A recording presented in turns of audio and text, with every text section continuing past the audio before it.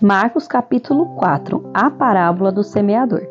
E outra vez começou a ensinar junto ao mar, e ajuntou-se a ele grande multidão, de sorte que ele entrou e assentou-se no barco sobre o mar, e toda a multidão estava em terra junto ao mar.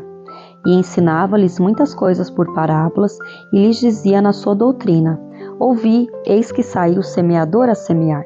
E aconteceu que, semeando ele, uma parte da semente caiu junto ao caminho, e vieram as aves do céu e a comeram. E outra caiu sobre pedregais, onde não havia muita terra, e nasceu logo, porque não tinha terra profunda. Mas saindo o sol queimou-se, e porque não tinha raiz, secou-se. E outra caiu entre espinhos, e crescendo os espinhos a sufocaram, e não deu fruto. E outra caiu em boa terra, e deu fruto, que vingou e cresceu. E um produziu 30, outro 60 e outro 100. E disse-lhes: Quem tem ouvidos para ouvir, que ouça. E quando se achou só, os que estavam junto dele com os 12 interrogaram-no acerca da parábola.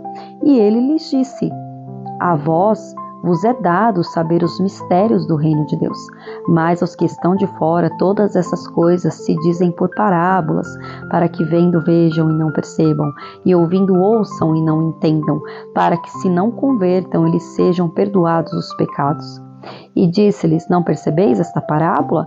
Como, pois, entendereis todas as parábolas? O que semeia, semeia a palavra.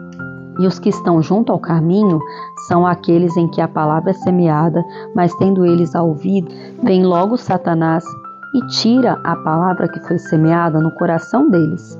E da mesma sorte os que recebem a semente sobre pedregais, que ouvindo a palavra, logo com prazer a recebem, mas não têm raiz em si mesmos, antes são temporãos. Depois, sobrevindo tribulação ou perseguição por causa da palavra, logo se escandalizam.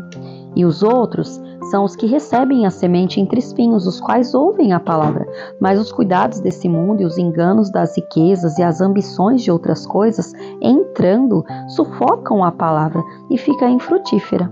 E os que recebem a semente em boa terra são os que ouvem a palavra e a recebem, e dão fruto, um a 30, outro a 60 e outro a 100 por um.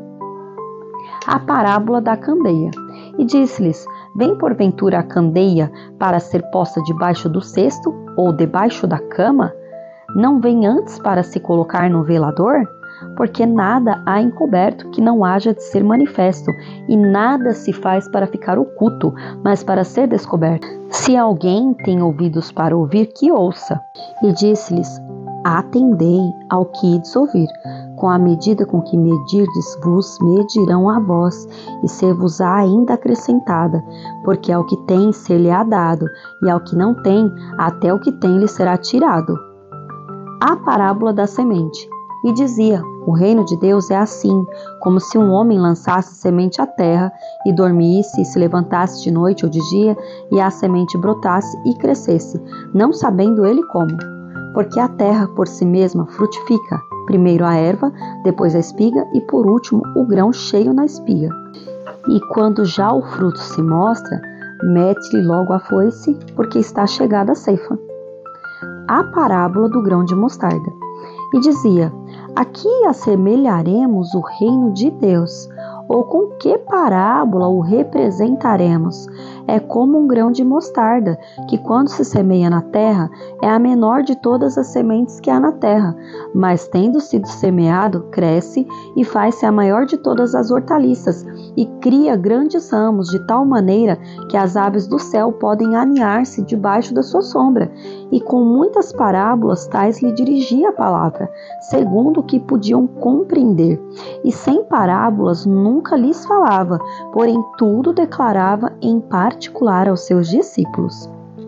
Jesus apazigua a tempestade, e naquele dia, sendo já tarde, disse-lhes: Passemos para outra margem. E eles, deixando a multidão, levaram consigo, assim como estava no barco, e havia também com ele outros barquinhos. E levantando-se grande temporal de vento, e subiam as ondas por cima do barco, de maneira que já se enchia de água. E ele estava na polpa, dormindo sobre uma almofada, e despertaram-no, dizendo: Mestre, não te importas que pereçamos? E ele, despertando, repreendeu o vento e disse ao mar: Cala-te, aquieta-te.